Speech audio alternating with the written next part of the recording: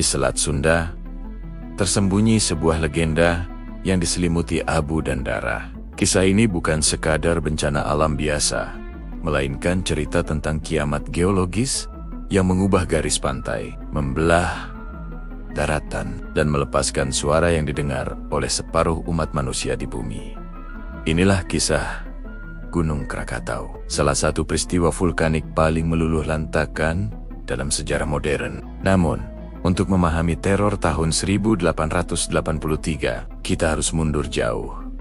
Kembali ke masa di mana raksasa yang jauh lebih besar pernah berdiri tegak. Para ahli menamakannya Krakatau Purba, sebuah gunung api kolosal yang diperkirakan ada di wilayah ini. Dan pada tahun 416 Masehi, ia menunjukkan kekuatannya yang mematikan. Catatan Purba, seperti yang termuat dalam kitab Pustaka Raja Purwa, menggambarkan kejadian itu sebagai neraka yang turun ke bumi, suara guntur yang tak putus, guncangan bumi yang brutal, kegelapan abadi yang menelan siang, diikuti oleh badai api dan banjir bah. Legenda kuno itu bahkan mencatat bahwa akibat banjir dahsyat tersebut, Pulau Jawa yang tadinya utuh terpisah, menciptakan daratan baru yang kini kita kenal sebagai Pulau Sumatera. Bayangkan, kekuatan ledakan yang berlangsung selama 10 hari penuh, memuntahkan massa dengan kecepatan jutaan ton per detik. Ledakan purba itu begitu dahsyat sehingga menghancurkan 3/4 tubuh Krakatau Purba, meninggalkan sebuah kawah raksasa atau kaldera di tengah Selat Sunda. Di sisi sisa tepian kawah itu kini menjadi Pulau Rakata, Pulau Panjang, dan Pulau Sertung. Tetapi magma di bawahnya tidak mati. Perlahan, di tengah kaldera yang sunyi, muncul kembali tubuh gunung baru, Rakata, diikuti oleh Gunung Danan dan Gunung Perbuatan. Ketiganya menyatu, membentuk Gunung Krakatau yang kita kenal, yang siap meledak di abad ke-19.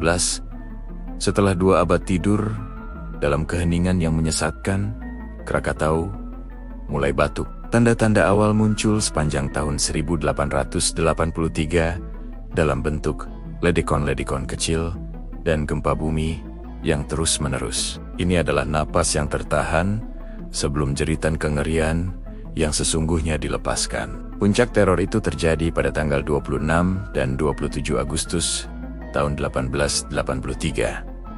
Selama hampir 21 jam non-stop, Krakatau mengamuk dengan kegilaan yang tak terbayangkan. Langit di atas Selat Sunda dan Lampung berubah menjadi kegelapan pekat yang abadi. Gelombang laut yang sebelumnya tenang kini berubah menjadi dinding air raksasa, melebihi tinggi pohon kelapa, siap menelan apapun di jalannya. Lalu, tepat pukul 10 pagi, hari Senin, 27 Agustus tahun 1883, terjadi ledakan yang benar-benar super dahsyat. Menurut para ahli geologi, ini adalah suara paling keras dan peristiwa vulkanik paling mematikan dalam sejarah manusia modern.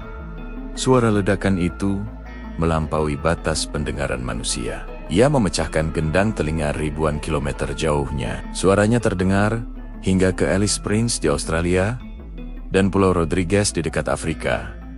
Sebuah jarak yang mencapai 4.653 km.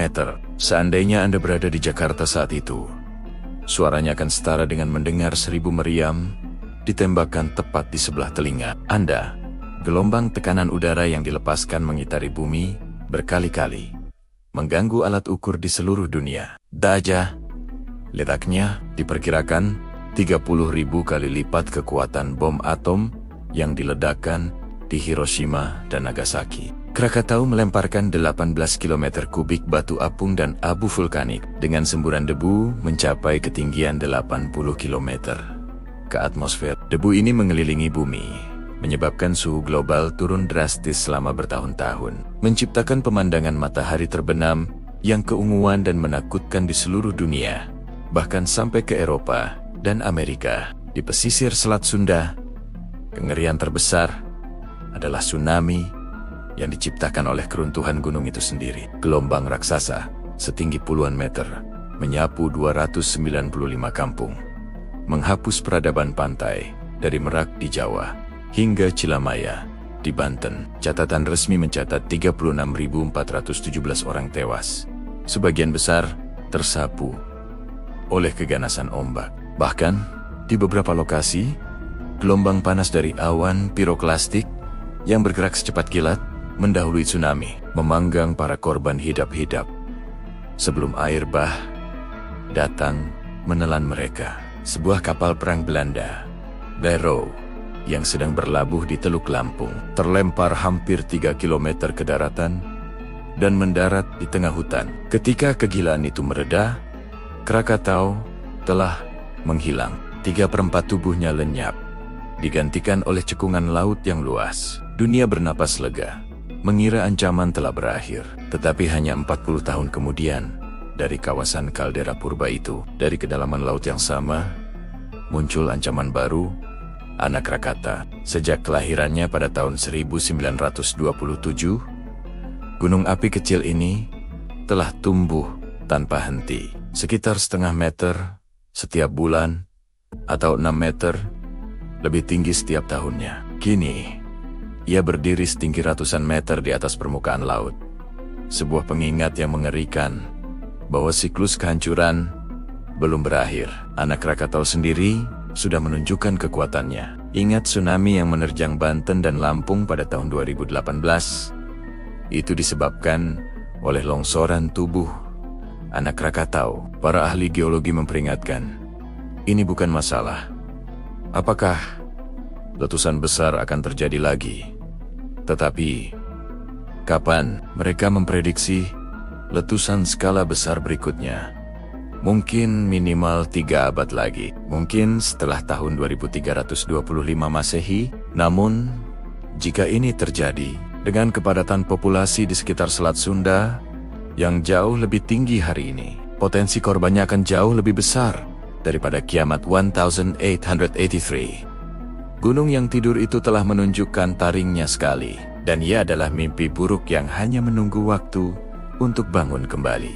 Sejarah Krakatau adalah pelajaran yang kuat tentang kekuatan alam yang luar biasa dan kerapuhan peradaban kita. Terima kasih sudah menonton. Jika kalian suka dengan konten seperti ini, jangan lupa untuk like, subscribe, dan nyalakan lonceng notifikasi agar tidak ketinggalan video kami selanjutnya. Sampai jumpa di kisah menakjubkan lainnya.